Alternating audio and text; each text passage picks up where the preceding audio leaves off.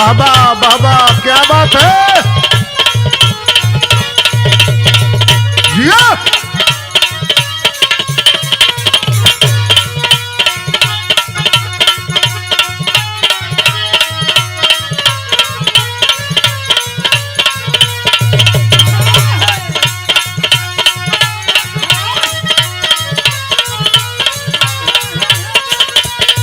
क्या बात है बार मास्टर जियो।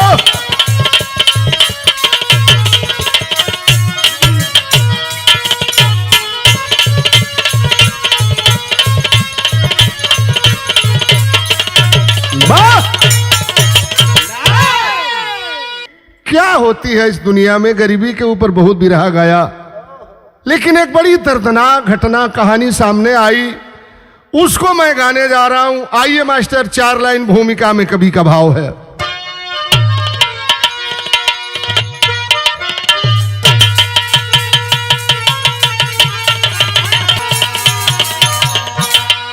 आज बहन बेटियां नीलाम हो रही हैं, ऊपर से लेकर के नीचे तक सारे लोग अबलाओं की अस्मत से खिलवाड़ कर रहे हैं। क्या अबला है इस दुनिया में? हमारे आपके तन से पैदा होती है वह बेटी, कभी मां बनती है, कभी बहन बनती है, वक्त आता है तो चंडी का रूप धारण करती है, और जब वक्त बुरा होता है तो वही कोठे की रंडी बन करके अपने आबरू का सौदा कराती है। क्या चीज है अबला? कभी भगवान को दोषी बनाते हुए हमारे जैसा कलाकार भगवान को दोषी बना रहा है, लेकिन गजल की तरज कौन है मास्टर? क्या बात है, क्या बात है।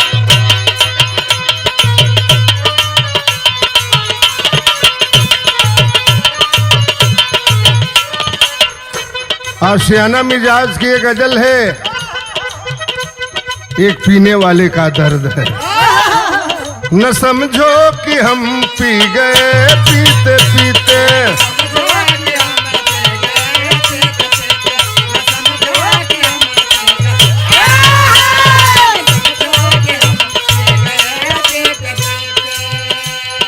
अरे थोड़ा सा हम जी गए पीते पीते, थोड़ा सा हम जी गए पीते पीते, न समझो कि हम पी गए पीते पीते।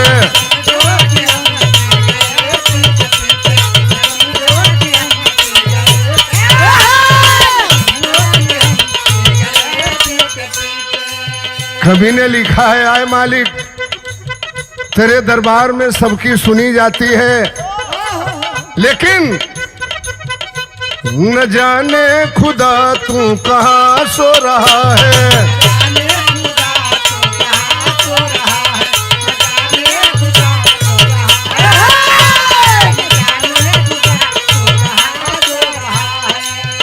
जुल्म जालिम जमाने में खूब हो रहा है, जुल्म जालिम जमाने में खूब हो रहा है, न जाने खुदा तू कहाँ सो रहा है।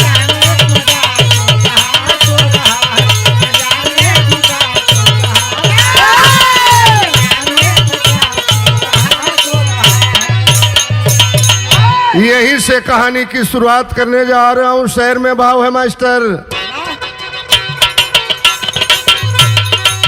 बाबा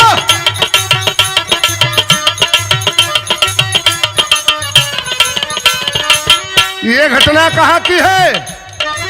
मध्य प्रदेश में इंदौर की कहानी है, मध्य प्रदेश में इंदौर की कहानी है। कलेजा फट जाता आंखों से आता पानी है।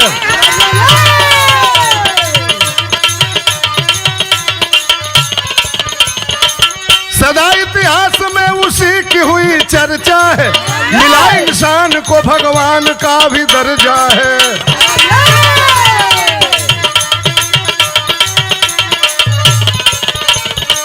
मगर कमीने तो इंसानियत को तोड़ दिए, भरी विश्वास की कश्ती भंवर में छोड़ दिए।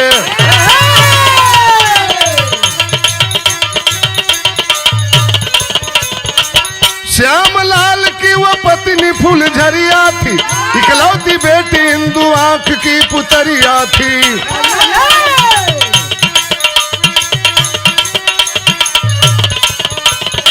बिताते जिंदगी किसी तरह गरीबी में, खुदा भी खफा हो गया है बदनसीबी में।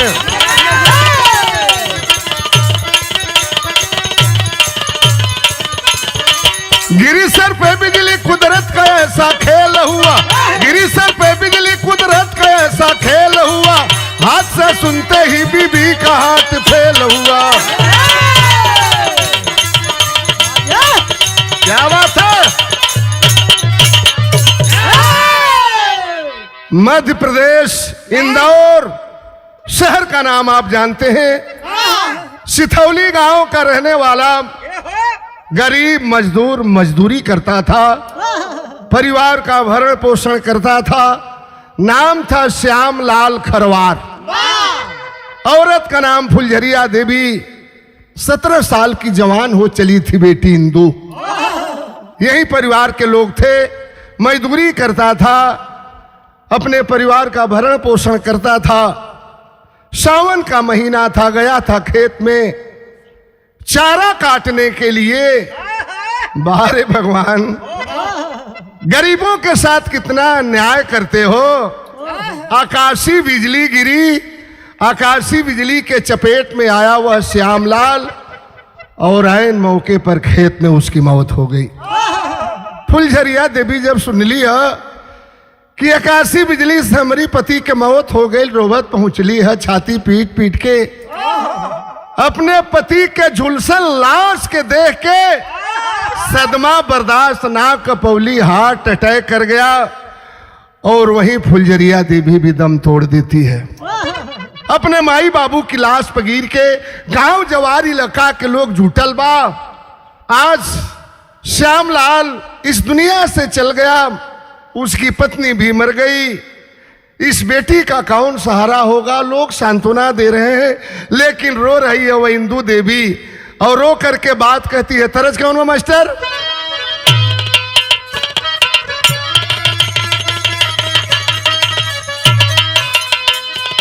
तरस तो हुए बता नहीं बढ़ला मास्टर।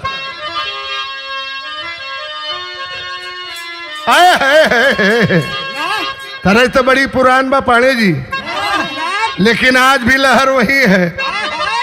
कोरी कह तरिया सासू दहिया जमावेली, ये कोरी कह तरिया सासू दहिया जमावेली, हमारी तनावेली जोरा नवा राधा हो काधा माना मोहे।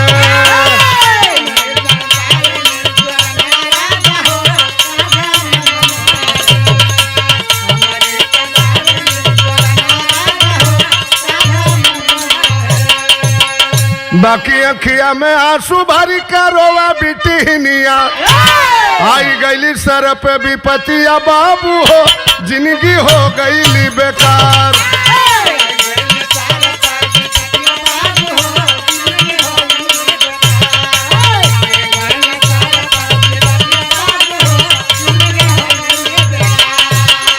सुनी के रोवाई रोवा बनवा में चिरैया, झर झर झर लोगल पेड़वा के पतैया।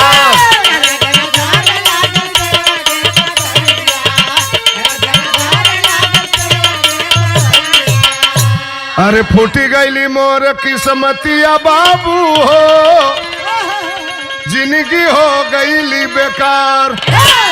रोवत बेजवान बेटी अपने माई बाबू के लाश पे गिर के वो गांव के जाने माने ठाकुर हरिभजन सिंह के बात के जानकारी भइल। हमारे गांव का एक गरीब मजदूर मजदूरी करने वाला अपने परिवार के साथ इस दुनिया से अलविदा कर गया। उसकी जवान बेटी है। मैं गांव का मलिकार हूं, जमींदार हूं, मेरा फर्ज बनता है उस बेटी को बुलाते हैं ठाकुर हरिभजन सिंह, और लेके अपनी घरे गईलन। आज से समझ लेना बेटी इंदु कि हरिभजन सिंह की बेटी है, और सारी जिम्मेदारी तुम्हारी मेरे कंधों पर है। ठाकुर हरिभजन सिंह लेकर के बिटिया को जब घर जाते हैं, तो यहाँ सारंगा गीत लगत बा मास्टर।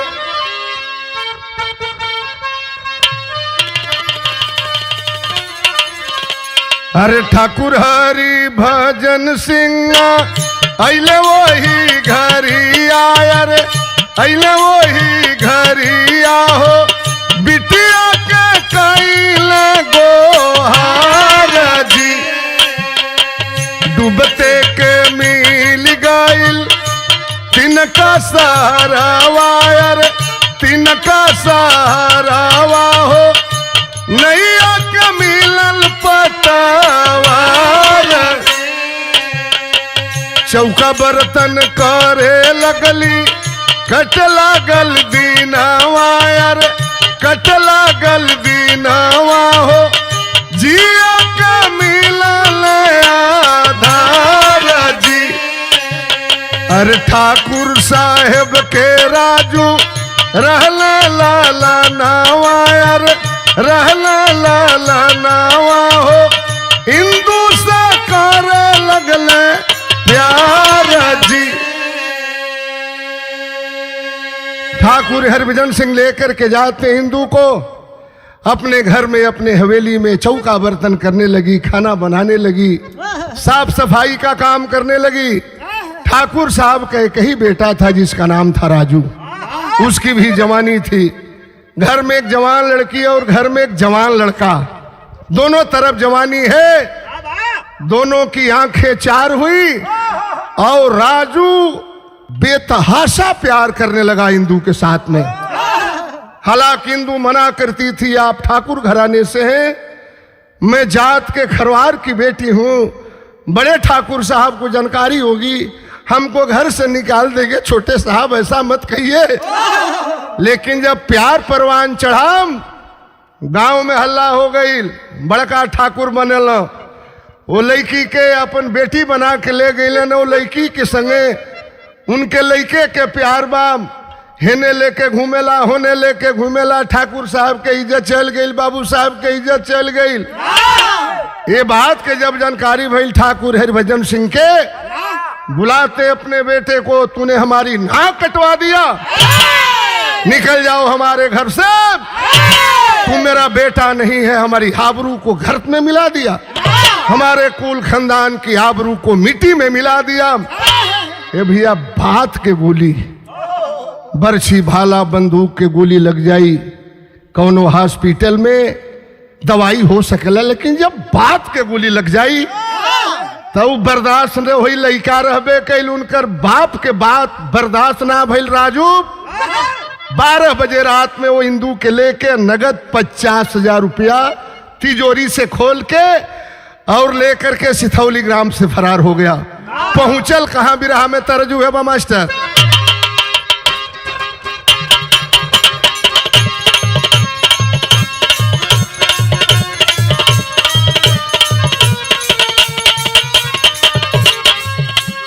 देखा धर्मेंद्र घरी कुल बड़ा बड़ा नया नया धुन गावत अड़े जा। अब का हम बताइए, नया की धुन के सुन के जब हमार मन नहीं करत सुने के, तो आम जनता के का मन होई। तन यही सुना हो, एगो मेहरारू कहले रहल, हालांकि ये घरी के कुल गवैया गावत अड़न। एगो मेहरारू अपना मरो से कहत रहल के एगो तनी चुमा दे दो, चला हो कठरी में दिया बुता द सुतल जाम।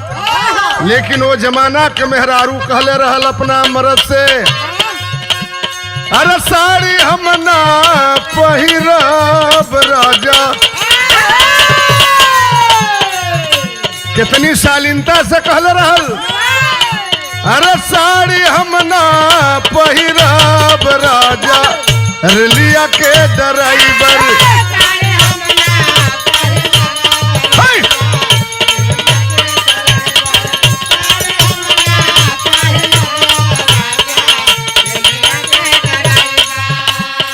वह राजू हिंदू को लेकर के पहुंच गया माया नगरी में, पंडित जी महानगरी बंबई में।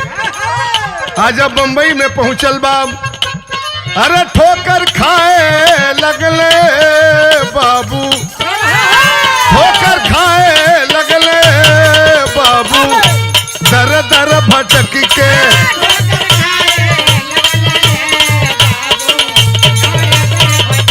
मारे विनोद जियो, मुन्ना जियो।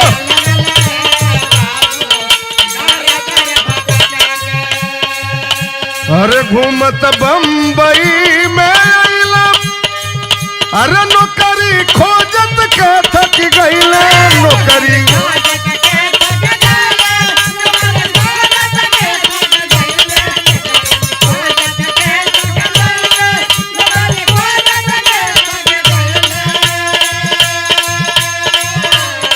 गिड़गिड़ाए लगले बाबू दर दर भटक के।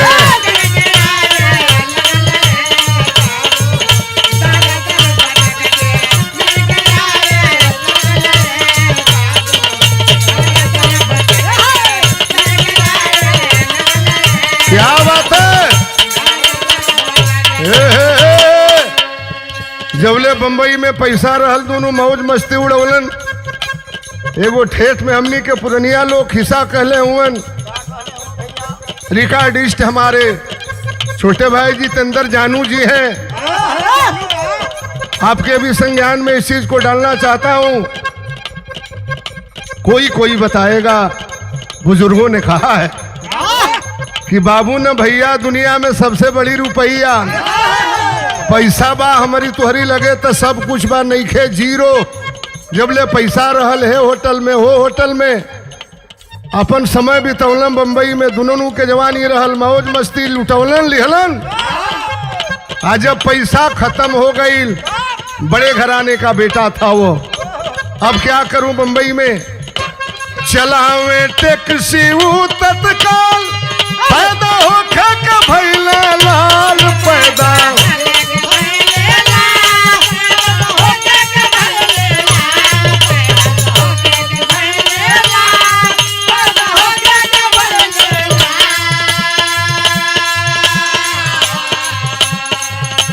अरे हड़बड़ाए लगले बाबू दर दर भटक के।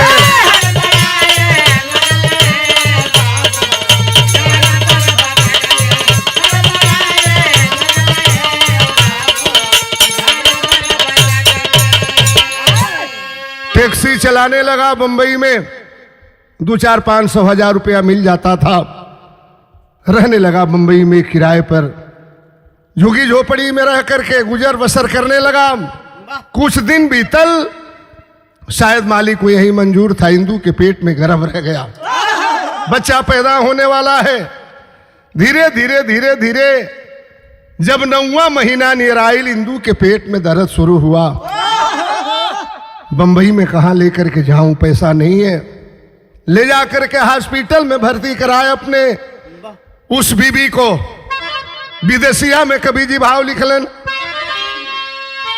के लेके अस्पतालवा में अरे भर्ती करवले हो, डॉक्टर से सगरी बातवले हालतिया। होवेले दवाई बाकिर मिलना चयनवा हो, धीरे धीरे खत्म भइल सगरी दौलतिया। तुझे ना उपाय कौनो अइले अपनी घरवा हो, रोई रोई सगरी सुनवले विपतिया। बाप बेटा संगही में चले वही घरिया हो, लड़ी गईली गाड़ी होई गईली मऊवतिया। हॉस्पिटल में ले जाकर के भर्ती कराया और कहा कि डॉक्टर साहब जितना रुपया लगेगा मैं रुपया दूंगा। एक इंसान पर इंसान का भरोसा होना चाहिए। हालांकि आज के जमाने में जाइए हॉस्पिटल में, कोई डॉक्टर इसका रिस्क नहीं लेगा। ईमानदार था डॉक्टर। कहा वह राजू जा रहा हूं घर पे और पैसा लेकर के आऊंगा, ये मेरी पत्नी है, हम लोगों ने बंबई में आकर के मंदिर में शादी किया है, कोई कष्ट ना हो डॉक्टर साहब। डॉक्टर ने राय दे दिया। वह राजू आया अपने गांव सिथौली में, अपने बाप से सारी बात बताया, पैर पकड़ करके रोने लगा। हरभजन सिंह ने भी मान लिया कि चलो एक ही बेटा था, गलती कर ही दिया, मैं इसको अब क्या कर सकूं, न मारने लायक है, न काटने लायक है, न भगाने लायक है। बेटा गलती कर दिया। दोनों बाप बेटा गाड़ी लेकर के निजी गाड़ी से चल देते हैं बंबई के लिए। है कल्याण जाते जाते सामने से 70-80 के स्पीड में गाड़ी आ रही थी, आमने सामने टक्कर हुआ और ऑन स्पॉट ऐन मौके पर बाप और बेटे दोनों की मौत हो गई। आज जब मौत हो गई तो टेरी में कवि ने भाव दिया है, अरे आफत की मारी झंखे अबला, आफत की मारी झंखे हो, आफत की मारी झंखे अबला, जिंदगी फंसी भंवर में भरती आ बेचारी, अरे बेचारी, अरे बेचारी। तो सपना सारा ध्वस्त हुआ, सपना सारा ध्वस्त हुआ।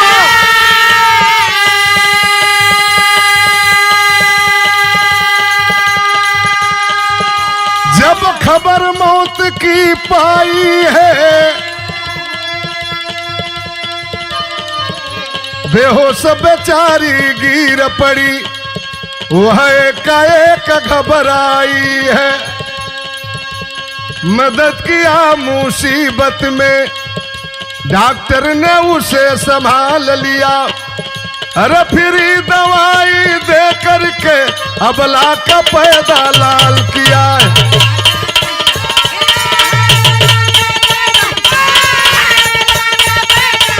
क्या बात है।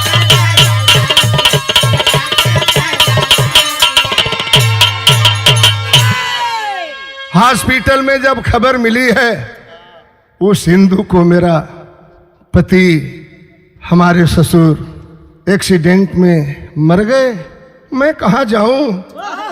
डॉक्टर को भी इस बात की जानकारी हुई, डॉक्टर तो भगवान का दूसरा रूप होता है। डॉक्टर ने मदद किया और 1 रुपया नहीं लिया। बच्चा पैदा हुआ इंदू के पेट से। 2-4 महीना, 8 महीना, 10 महीना हॉस्पिटल में वो डॉक्टर रखा। इसके बाद हॉस्पिटल से अपने बेटे को लेकर के, नन्हे मुन्ने बच्चे को लेकर के, जिसका दुनिया में कोई नहीं है, बंबई की सड़कों पर घूम रही है।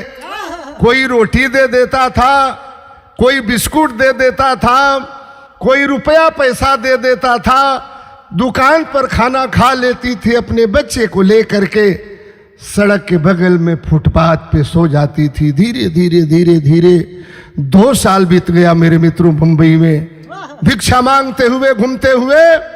एक दिन घूमते हुए अपने बच्चे को गोद में ले करके, भूखा था लड़का, जा रही थी सड़क पकड़ करके, देखती है कि एक पान की दुकान पर पैंट शर्ट पहने हुए, गले में टाई, आंखों पे काले रंग का चश्मा, कोई बड़ा आदमी लग रहा है।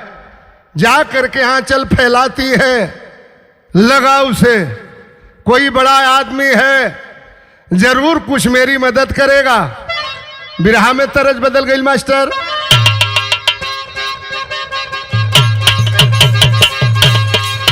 क्या बात है।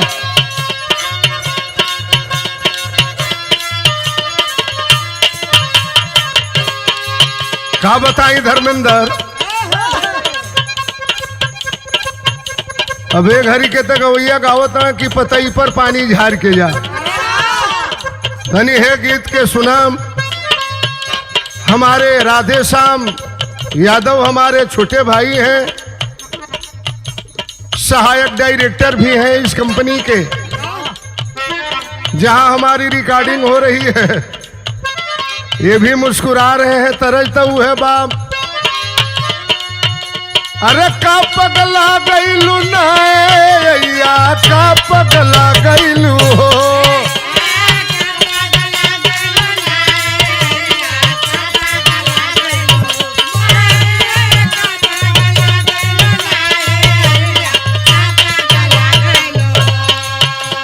अरे का पगला गईलू नैया, का पगला गईलू हो। हम तो खुद रहिला बहु रहिया, हम तो खुद रहिला बहु रहिया, ए अय्या का पगला गइलू हो।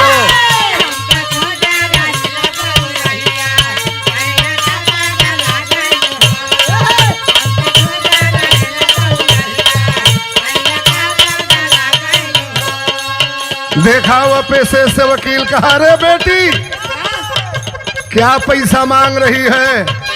अरे का घबरा गईलू ना बिटिया, का घबरा गईलू हो।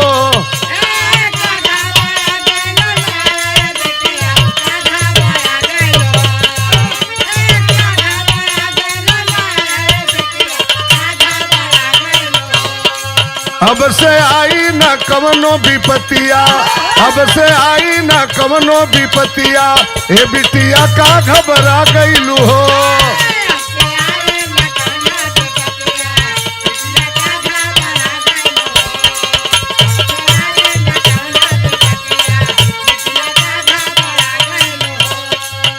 झांसे में आ गई वह भोली भाली लड़की इंदू, लेके आइल वकील अपनी घरवा।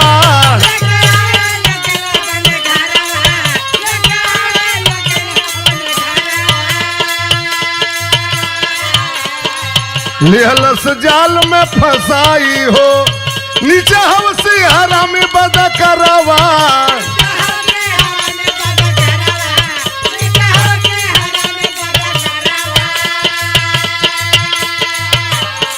अब बन गईले कसाई हो, आज पापी के बदल नियतिया, अरे आज पापी के बदल नियतिया, बिटिया का घबरा गईलू हो।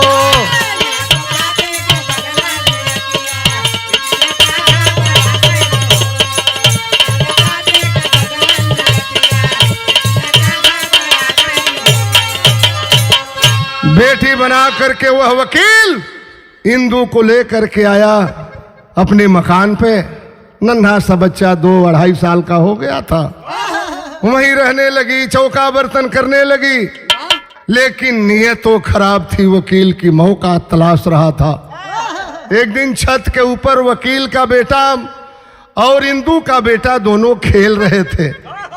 वकील के बेटे से धक्का लगा, इंदू का बेटा छत से नीचे गिर गया। आए है, हे भगवान, जरत आवा से बिलार के बचौले हुआ।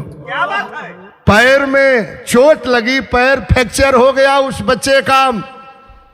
गोद में लेकर के रो रही है वकील के सामने, आरजू करिए साहब कुछ पैसा दे देते, अपने बेटे का मैं इलाज करा लेती। लेकिन धनी हो विधाता धनी तोहरी लिखनिया हो, लेला परीक्षा तुम हान हो। अरे खेलता लाल रहले वही छतवा की ऊपरा हो, अचके में गिरल बना दान हो। अरे पीटी पीटी छाती रोम,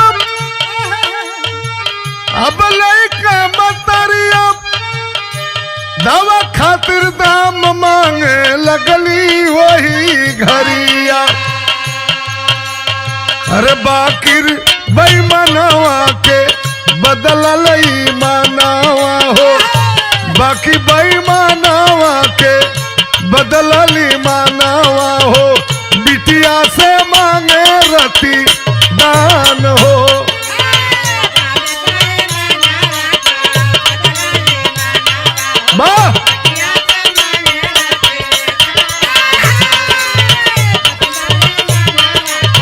बदलली मनावा हो, बिटिया से मांगे रतीदा। आंचल फैला करके मांग रही है, वकील साहब हमें कुछ पैसा दे दीजिए, अपने बेटे का इलाज करा लूं। हौसी हरामी वह वकील बाहों में पकड़ना चाहा, उसको पटकना चाहा, हाथ छुड़ा करके उसके मकान से निकल जाती। नहीं चाहिए तुम्हारा पैसा।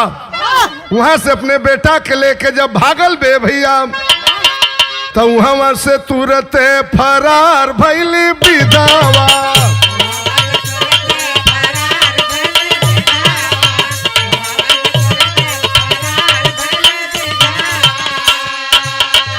बचवा के लइके लाचार भैली विधवा, हई लाचार भैली विधवा की वहां से तुरते फरार भैली विधवा।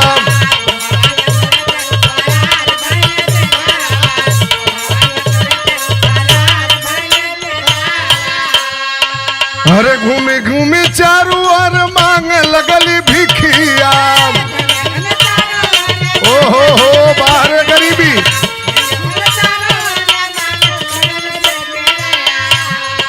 अरे इतने में बचवा के टूट गईल ससिया।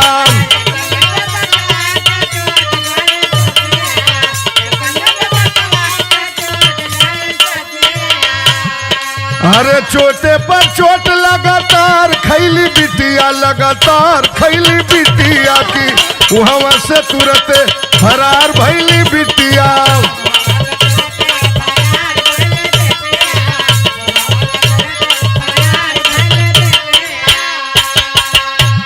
चिल्लाते हुए जैसे लगा कि पागल हो गई है, सड़क पर भागते हुए जा रही थी। पीड़ा बर्दाश्त नहीं कर पाया वह बच्चा अपने मां के गोद में रोते रोते दम तोड़ दिया। ले जाकर के अपने बेटे को सड़क के बगल में झाड़ी में फेंक देती है। सोच गई कि अब इस दुनिया में जिंदा नहीं रहूंगी, कहीं कट करके डूब करके जहर खा करके जान दे दूंगी। भागते हुए जा रही थी सड़क पर, बिलक बिलक के रोवे लागल नार हार के जीवन से। हम मिलल कमीना साधु एक गद्दार हार के जीवन से।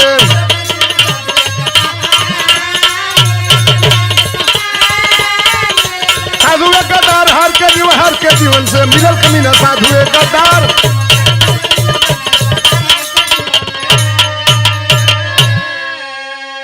शंकर जी का मंदिर था, घंटा डोला रहा था, राम नामी चादर उड़े हुए। राम नाम के चादर उड़ के बोलल बा तत्काल हो। बेटी बना के कुटी पर अपना ले आइल चंडाल हो। रात में कैल चाहे बलात्कार हार के जीवन से। अब भइल बेचारी वहां से फरार हार के जीवन से। देखा सड़क पर एक खूबसूरत लड़की है, बाल बिखरे हुए, कपड़े फटे हुए। अरे आओ बेटी, आओ बेटी, आओ बेटी, अब भगवान भोलेनाथ का मंदिर है। सोच गई कि बंबई में पहली बार किसी ने मुझे अपनी बेटी बनाया है। दौड़ करके जाती है मंदिर में, गिर गई साधु के चरणों पे, खिलाया पिलाया। रात को हवस का भूखा भेड़िया जब पहुंचा उसके पास, शरीर का जब कपड़ा हटाने लगा, नियत भाप गई और उस भोलेनाथ के मंदिर से भी भाग जाती है। बाहर बंबई कहा गया है कि दिल्ली है दिल वालों की, बंबई है पैसे वालों की। वहां से फरार हो गई। तो भाव कवि ने लिखा गरीबी के ऊपर, अरे छोड़लस विपतिया नहीं, अरे कबो के हुए के भैया। अरे पाई के समय आऊ हो कर परेशानी। अरे ट्रेनवा से कटी के सोचे दे दई जनवा बाबू। रेल कर्मचारी तबल देखलस बेईमानी। फार्म में धरावे खातिर ले आई नौकरिया भैया। जा रही थी ट्रेन के सामने, कूद करके जान दे दूंगी। जहां सिग्नल पे ड्यूटी थी रेलवे कर्मचारी की, मत जान दे बेटी, रुक जाओ। देखती है कोई मुझे रोक रहा है, दौड़ करके गया। कहाँ की रहने वाली है तू, क्यों जान देने के लिए जा रही है? सारी बीती बात बताती है। कहा कि मेरा मित्र है, बगल में उसका बहुत बड़ा फार्म है, चलो उस फार्म में मैं तेरी नौकरी लगवा दूंगा, तेरी जिंदगी वहां कट जाएगी। लेकर के लड़की को पहुंचा। उस फार्म का जब मैनेजर देखा, वो भी पागल हो गया उसके ऊपर। अरे मेरे मित्रों, उस समय का भाव सदर में कवि ने लिखा है कि फार्म में धरावे खातिर ले आई नौकरिया। बाकी रूह कैल चाहे धोकवे के मार, कहेला मैनेजर से कि लूटल जाई जतिया, अरे देख के नियतिया भैला बला फरार, अरे वहां से भागल धक्का लागल करवा से, गिर के जमीनिया पर वे छटपटाए, इसके शर्मा की गाड़ी आई लोही घरिया, दिल्ली हॉस्पिटल में भर्ती कराया। मैनेजर की भी नीयत खराब हो गई, भाप गई। वह हिंदूवास अपने आबरू को बचाने के लिए उस फार्म से भाग खड़ी हुई। बंबई की सड़क भीड़ से भरी थी, दौड़ते हुए जा रही थी, जा करके सड़क पर गिरी, एक्सीडेंट हो गया। सड़क के किनारे लाश पड़ी है। एसके शर्मा कप्तान महोदय की गाड़ी जब सामने से गुजरती है, देखते हैं कबला की छत बिछत लाश, लगा कि मर गई है, लेकिन उसकी सांस चल रही थी, जिंदा थी। ले जाकर के बीके सिन्हा का हॉस्पिटल बंबई में मशहूर है, उसी हॉस्पिटल में भर्ती कराते हैं। डॉक्टर ने इलाज किया, भगवान को यही मंजूर था। भाव कवि ने लिखा है आखिरी लाइन में,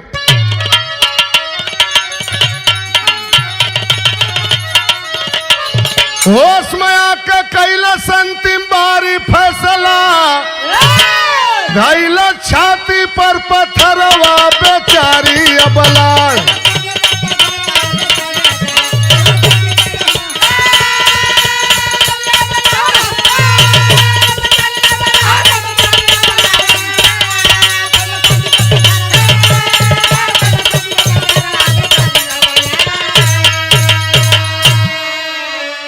बीके सिन्हा ने इलाज किया उस लड़की का।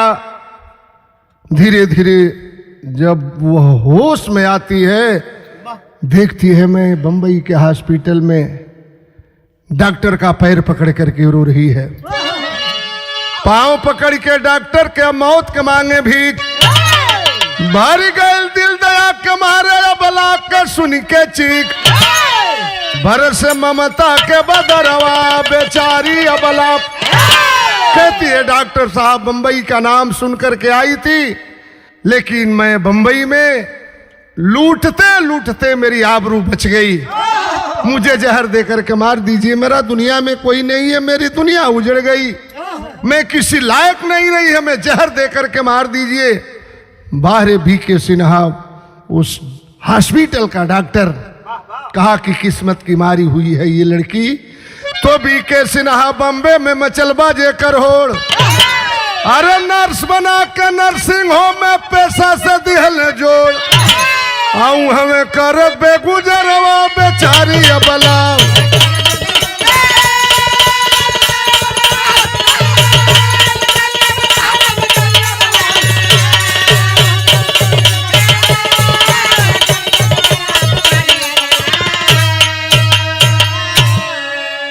नर्स बना करके अपने हॉस्पिटल में बीके सिन्हा को मैं बहुत बहुत बधाई देता हूं।